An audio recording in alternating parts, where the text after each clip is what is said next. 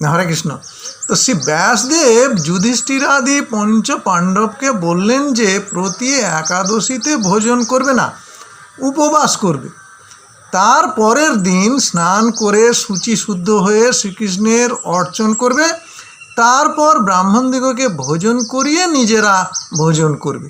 এই কথা শুনে ভীমসেন থরথর করে কাঁপতে লাগলেন এবং বললেন, আপনারা সবাই উপবাস করতে পারবেন, কিন্তু আমি পারবো না।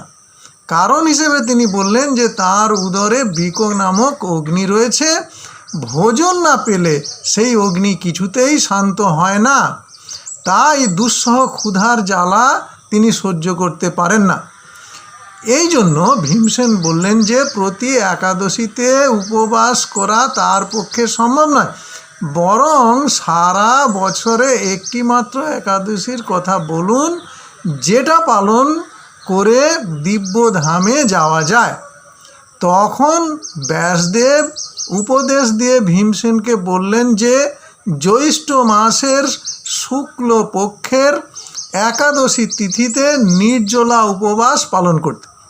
সেই থেকে ভীমসেন জ্যৈষ্ঠ মাসের শুক্লপক্ষের একাদশী তিথিতে নির্জলা উপবাস পালন করতে শুরু করেন।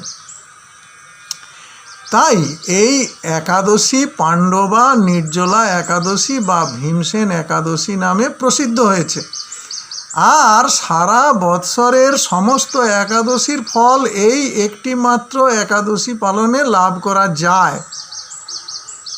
এই পাণ্ডবা নির্জলা একাদশীতে তীর্থে স্নান, দান, জপ, কীর্তন সবই অক্ষয় হয়ে থাকে।